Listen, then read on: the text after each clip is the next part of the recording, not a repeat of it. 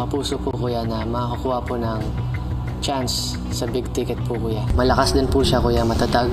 At hindi po siya nagpakita ng kahinaan po kuya sa buong journey po kuya. Humakbang ang housemates na bumoto kay Caprice.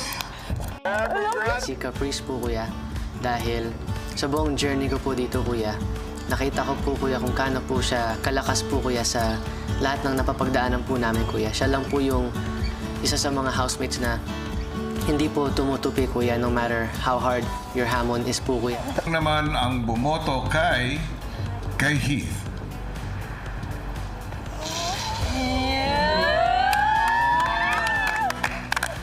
Si Heath po kuya, dahil nakita ko rin po kung gaano po siya kakalmado pagdating po sa task at nakita ko rin po kung gaano po siya katibay sa lahat ng bagay kuya. Mabait at pure din po si Heath kuya. Pinipili ko po si Heath